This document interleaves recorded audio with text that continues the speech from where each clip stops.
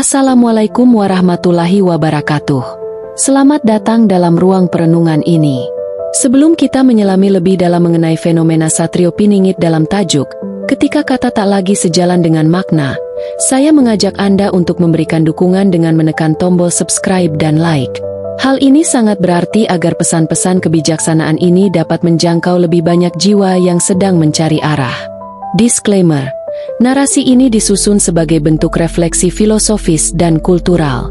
Konten ini bertujuan untuk membedah fenomena kepemimpinan spiritual dan sosial dari sudut pandang simbolis, bukan untuk memicu perdebatan dogma atau politik praktis. Segala interpretasi dikembalikan kepada kedewasaan berpikir masing-masing individu. Dunia saat ini sedang mengalami sebuah kondisi di mana bahasa kehilangan jiwanya. Kita hidup di era melimpahnya informasi, namun mengalami kekeringan makna. Istilah Satrio Piningit seringkali muncul ke permukaan bukan sekadar sebagai ramalan masa depan, melainkan sebagai bentuk jeritan batin kolektif manusia yang merasa kehilangan pegangan. Sosok ini digambarkan sebagai sosok yang tersembunyi, namun esensi tersembunyi di sini sebenarnya merujuk pada kebenaran yang tertutup oleh tumpukan kata-kata kosong dan janji-janji yang hambar. Ketika kata tak lagi sejalan dengan makna, maka komunikasi hanya menjadi transmisi bunyi tanpa isi. Pemimpin berbicara tentang kesejahteraan, namun yang dirasakan adalah himpitan. Manusia berbicara tentang cinta, namun yang dipraktikkan adalah penguasaan. Disinilah narasi tentang sosok yang dipingit menjadi relevan. Dia adalah perlambang dari nilai-nilai luhur yang sedang dipingit atau disembunyikan oleh zaman yang lebih memuja kulit daripada isi. Masyarakat mulai mencari sesuatu yang otentik di tengah hutan kepalsuan. Fenomena ini mencerminkan kelelahan mental yang luar biasa. Manusia modern telah jenuh dengan retorika. Setiap hari telinga kita dibombardir oleh narasi yang terlihat indah secara estetika namun busuk secara etika. Ketidaksesuaian antara ucapan dan tindakan telah menciptakan jurang ketidakpercayaan yang sangat dalam. Akibatnya, muncul kerinduan akan hadirnya sebuah kekuatan yang mampu menyelaraskan kembali antara apa yang diucapkan dengan apa yang dilakukan. Sosok ini bukanlah sekadar individu dengan nama tertentu, melainkan sebuah simbol kembalinya integritas yang telah lama hilang dari peradaban kita.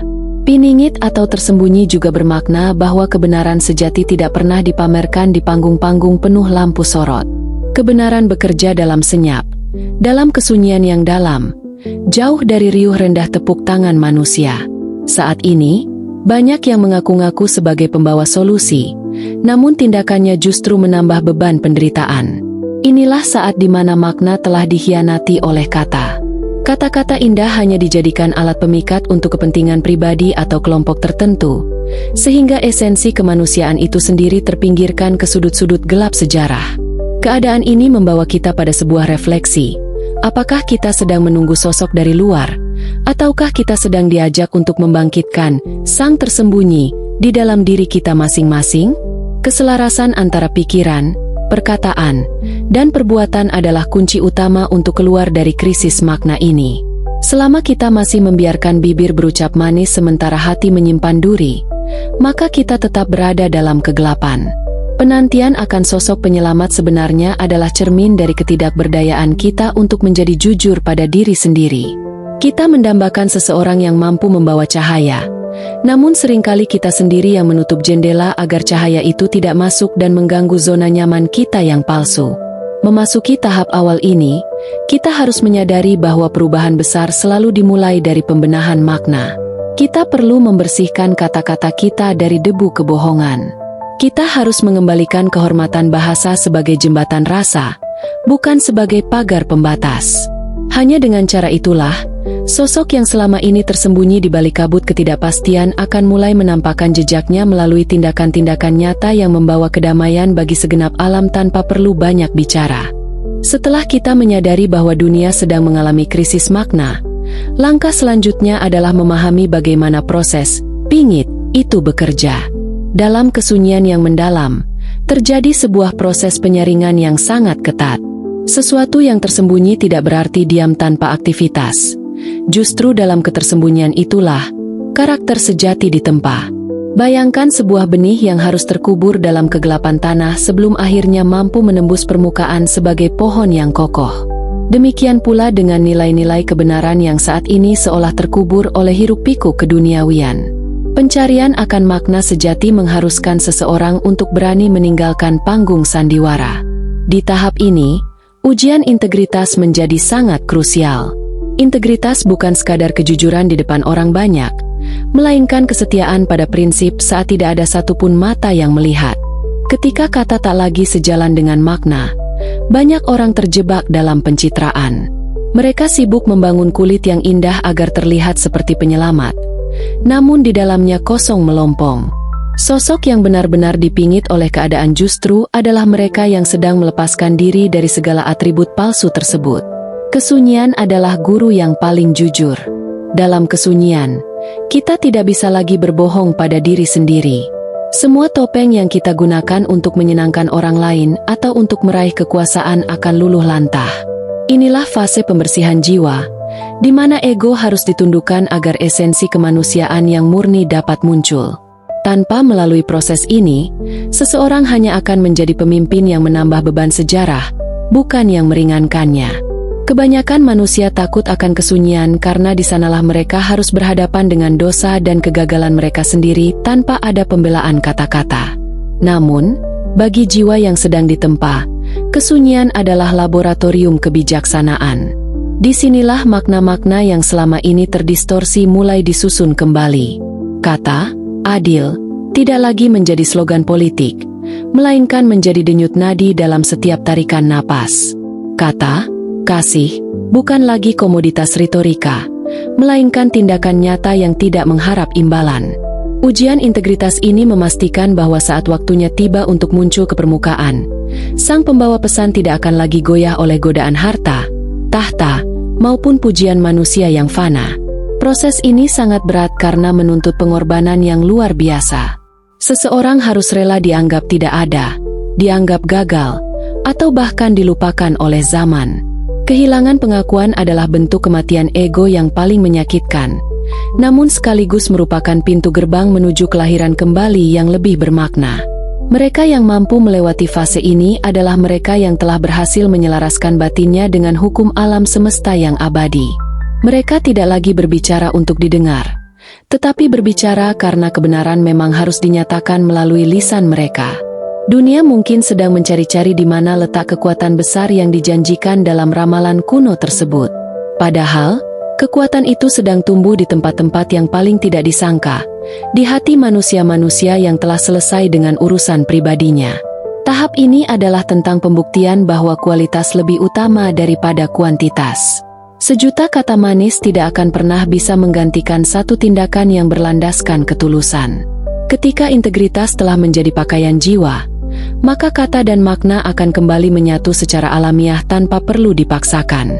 Ketika proses penyelarasan batin dalam kesunyian telah mencapai puncaknya, dunia di luar sana justru mengalami guncangan yang luar biasa.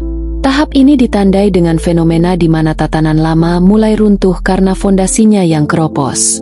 Ketidaksesuaian antara kata dan makna bukan lagi sekadar masalah individu, melainkan telah menjadi wabah global yang merusak struktur sosial, ekonomi, dan lingkungan. Alam seolah memberikan jawaban atas ketidakseimbangan yang diciptakan oleh ambisi manusia yang tanpa batas. Guncangan ini merupakan mekanisme pembersihan alami agar kebenaran yang selama ini tersembunyi dapat menemukan ruang untuk muncul kembali. Krisis identitas menjadi ciri utama pada masa ini. Manusia modern kehilangan pegangan tentang siapa mereka sebenarnya dan apa tujuan keberadaan mereka. Teknologi yang seharusnya menghubungkan justru menciptakan isolasi yang lebih dalam. Informasi yang meluap-luap justru mengubur kebijaksanaan. Dalam situasi yang kacau ini, orang-orang mulai meragukan segala bentuk kepemimpinan formal yang ada. Institusi yang dahulu dianggap suci kini terlihat rapuh dan penuh dengan kemunafikan. Ketidakpercayaan ini memicu pencarian massal akan sesuatu yang lebih tinggi, sesuatu yang lebih murni, dan sesuatu yang benar-benar bisa dipercaya di tengah badai kebohongan. Di tengah kegelapan global ini, narasi tentang sosok yang dipingit menjadi semakin kuat gaungnya. Namun, banyak yang terjebak dalam penafsiran yang dangkal. Mereka mengharapkan keajaiban instan atau sosok pahlawan yang datang dengan kekuatan fisik untuk menghancurkan musuh-musuh mereka.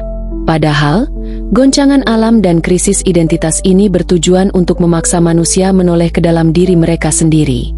Alam sedang berbicara melalui bahasa bencana, cuaca yang tak menentu, dan ketidakstabilan sosial, bahwa cara hidup yang lama sudah tidak lagi memadai. Kata-kata indah dari para ahli dan pembuat kebijakan tidak lagi mampu meredam keresahan jiwa yang merindukan kepastian makna. Pemisahan antara kata dan makna pada tahap ini telah mencapai titik jenuh. Janji-janji perdamaian seringkali dibarengi dengan persiapan perang. Slogan kebebasan justru digunakan untuk membelenggu pikiran melalui algoritma dan konsumerisme. Krisis ini adalah ujian bagi setiap jiwa untuk menentukan di mana mereka berpijak. Apakah mereka akan terus hanyut dalam arus kepalsuan? Ataukah mereka akan mulai mencari frekuensi yang sama dengan kebenaran yang sedang diperjuangkan oleh para pencari kesunyian di tahap sebelumnya? Goncangan ini menyaring siapa yang benar-benar memiliki keteguhan prinsip dan siapa yang hanya sekadar ikut-ikutan demi keselamatan sesaat. Identitas global yang selama ini dibangun di atas prestise dan kepemilikan materi mulai luntur. Orang-orang mulai menyadari bahwa status sosial, kekayaan, dan gelar tidak memberikan perlindungan saat jiwa mengalami kekeringan makna. Inilah fase di mana kemanusiaan sedang dipaksa untuk kembali ke titik nol. Kehancuran sistem yang korup adalah syarat mutlak bagi tumbuhnya sistem baru yang lebih berkeadilan. Meskipun terlihat menakutkan, masa-masa penuh guncangan ini adalah masa subur bagi benih-benih perubahan yang sesungguhnya. Tanpa ada tekanan yang besar, intan tidak akan pernah terbentuk dari sebongkah karbon. Keselarasan alam yang terganggu adalah cerminan dari batin manusia yang juga sedang terbelah. Ketika manusia tidak lagi menghargai makna di balik setiap tindakan, maka alam pun bereaksi dengan menunjukkan ketidakteraturannya. Namun, di balik semua kekacauan tersebut, ada sebuah keteraturan tersembunyi yang sedang bekerja. Sebuah pola agung yang sedang menata ulang segalanya agar sesuai dengan tempatnya masing-masing. Di tahap ini, kita diajak untuk melihat melampaui apa yang tampak oleh mata fisik. Kita diajak untuk merasakan getaran perubahan yang menuntut kita untuk melepaskan segala keterikatan pada bentuk-bentuk lama yang sudah tidak lagi bernyawa. Setelah melewati badai guncangan dan krisis identitas yang melanda tatanan dunia, kita memasuki fase di mana kebenaran yang selama ini tersembunyi mulai menampakkan pengaruhnya. Tahap ini bukan tentang kemunculan fisik yang penuh hura-hura, melainkan tentang bekerjanya sebuah kekuatan frekuensi yang menyelaraskan kembali apa yang telah tercerai-berai. Ketika kata tak lagi sejalan dengan makna, maka alam semesta akan melahirkan sebuah bahasa baru, sebuah komunikasi yang tidak lagi mengandalkan rangkaian bibir, melainkan getaran ketulusan yang mampu menembus sekat-sekat prasangka. Inilah saat di mana manifestasi cahaya mulai menyusup ke sela-sela kegelapan yang pekat. Cahaya dalam konteks ini adalah simbol dari kesadaran murni. Sosok yang dipingit oleh zaman, yang telah menyelesaikan ujian integritasnya dalam kesunyian, kini mulai menjadi magnet alami bagi jiwa-jiwa yang haus akan kebenaran. Pengaruhnya tidak datang dari promosi besar-besaran atau kekuatan modal, melainkan dari pancaran karakter yang selaras antara apa yang dirasakan, dipikirkan, dan dilakukan. Manusia mulai melihat bahwa ada cara hidup lain yang mungkin, sebuah cara hidup yang tidak lagi didasarkan pada kompetisi yang saling menghancurkan, tetapi pada kolaborasi yang saling menguatkan.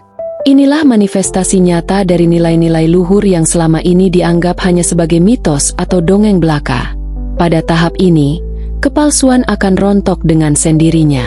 Seperti lilin yang dinyalakan di ruang gelap, cahaya tersebut tidak perlu berteriak untuk mengusir kegelapan.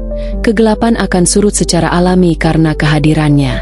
Para pemimpin yang hanya mengandalkan retorika kosong akan kehilangan panggungnya, karena masyarakat telah memiliki standar pembanding yang baru. Standar tersebut adalah rasa. Masyarakat mulai mampu membedakan mana kata yang memiliki bobot makna dan mana kata yang hanya sekadar hiasan. Kekuatan ini sangat merusak bagi sistem yang korup, namun sangat menyembuhkan bagi mereka yang selama ini terindas oleh ketidakadilan sistemik. Manifestasi cahaya ini juga menyentuh aspek-aspek kehidupan yang paling mendasar. Ilmu pengetahuan mulai diarahkan kembali untuk kemaslahatan, bukan untuk kerusakan. Ekonomi mulai ditata ulang dengan prinsip berbagi, bukan menimbun. Semua ini terjadi karena adanya perubahan pusat kesadaran manusia. Fenomena ini membuktikan bahwa perubahan kolektif hanya bisa terjadi jika ada titik api yang memulai. Titik api tersebut adalah individu-individu yang telah berhasil memingit egonya demi kepentingan yang lebih besar. Mereka adalah pembawa obor yang berjalan di depan, memberikan arah tanpa harus memaksa orang lain untuk mengikuti, karena daya pikat kebenaran itu sendiri sudah cukup kuat. Namun, fase ini juga merupakan fase yang penuh tantangan. Kekuatan lama yang merasa terancam akan mencoba segala cara untuk memadamkan cahaya yang mulai tumbuh. Fitnah, adu domba, dan berbagai upaya delegitimasi akan dilancarkan untuk mengaburkan makna dari pergerakan ini. Disinilah pentingnya keteguhan hati bagi mereka yang telah memilih jalan keselarasan. Cahaya yang sejati tidak akan bisa dipadamkan oleh hembusan angin badai sekalipun, karena sumbernya bukan dari luar, melainkan dari kedalaman batin yang telah terhubung dengan hukum keabadian. Setiap serangan justru akan membuat cahaya itu semakin terang dan murni. Pada akhirnya, tahap ini adalah tentang pembuktian bahwa kebenaran memiliki jalannya sendiri untuk menang. Ketika kata kembali sejalan dengan makna, maka mukjizat-mukjizat kecil mulai terjadi dalam kehidupan sehari-hari. Kedamaian yang selama ini dicari melalui perjanjian-perjanjian politik mulai terasa dalam interaksi antar manusia yang tulus. Rasa aman tidak lagi dijaga oleh senjata, melainkan oleh rasa saling percaya. Inilah fajar menyingsing bagi peradaban baru, di mana sosok yang tersembunyi bukan lagi menjadi rahasia, melainkan menjadi inspirasi yang hidup dalam setiap tindakan nyata bagi sesama makhluk di muka bumi ini. Pada tahap akhir ini, kita sampai pada sebuah titik di mana dualitas antara ucapan dan tindakan benar-benar melebur menjadi satu kesatuan yang utuh. Ini adalah fase di mana sang tersembunyi tidak lagi menjadi sosok yang dinantikan di masa depan, melainkan telah menjadi kesadaran kolektif yang hidup di tengah masyarakat. Ketika kata tak lagi sejalan dengan makna, dunia mengalami kehancuran. Namun ketika makna kembali mendiami setiap kata, maka terciptalah tatanan harmoni baru yang melampaui segala bentuk sekat buatan manusia. Penyatuan ini menandai berakhirnya era kepalsuan dan dimulainya zaman di mana integritas adalah mata uang utama dalam pergaulan antar sesama makhluk. Tatanan harmoni baru ini tidak dibangun di atas fondasi kekuasaan yang menindas, melainkan di atas pilar-pilar kebijaksanaan yang mendalam.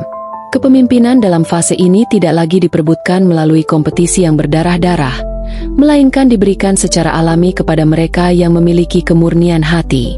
Masyarakat tidak lagi membutuhkan aturan yang kaku untuk berbuat baik, karena rasa keadilan telah mendarah daging dalam batin setiap individu. Inilah puncak dari perjalanan spiritual kemanusiaan, di mana setiap jiwa menyadari bahwa menyakiti orang lain adalah menyakiti diri sendiri, dan memuliakan sesama adalah memuliakan kehidupan itu sendiri. Dalam harmoni ini, komunikasi menjadi sebuah ibadah. Setiap kalimat yang keluar dari lisan manusia memiliki bobot kebenaran yang nyata. Tidak ada lagi ruang bagi manipulasi, hoaks, atau janji-janji kosong yang hanya bertujuan untuk menjebak. Bahasa kembali ke fungsi asalnya sebagai alat untuk mengungkapkan keindahan rasa dan kedalaman pikiran. Dampaknya sangat luar biasa terhadap stabilitas sosial. Konflik yang dahulu dipicu oleh salah paham atau adu domba menghilang dengan sendirinya karena setiap individu memiliki radar batin yang mampu mendeteksi ketulusan. Makna tidak lagi dikejar, melainkan dirasakan kehadirannya dalam setiap interaksi yang sederhana sekalipun. Alam pun turut merespons penyatuan makna ini dengan memberikan keberlimpahan. Ketika manusia berhenti mengeksploitasi bumi demi keserakahan yang dibungkus kata kemajuan, alam mulai memulihkan dirinya sendiri. Keselarasan antara mikrokosmos, manusia, dan makrokosmos, alam semesta, tercipta secara otomatis. Bencana yang dahulu menjadi peringatan kini berganti menjadi berkah yang menopang kehidupan. Ini adalah bukti bahwa frekuensi kedamaian yang terpancar dari batin manusia yang telah selaras mampu memengaruhi struktur materi di sekitarnya. Kehidupan menjadi lebih ringan, lebih bermakna, dan penuh dengan rasa syukur yang terus mengalir tanpa henti. Sosok yang dipingit kini telah benar-benar muncul, namun kemunculannya bukan sebagai penguasa tunggal yang menuntut penyembahan, melainkan sebagai cermin besar bagi setiap orang untuk melihat potensi keilahian di dalam diri mereka sendiri. Keberadaannya adalah pengingat bahwa jalan kebenaran selalu terbuka bagi siapa saja yang berani jujur pada nuraninya. Peradaban baru ini adalah peradaban yang menghargai kesunyian sama tingginya dengan keramaian, menghargai proses sama pentingnya dengan hasil, dan menghargai esensi di atas eksistensi. Semua yang dahulu dianggap sebagai ramalan yang mustahil kini menjadi kenyataan yang bisa dirasakan oleh semua indera.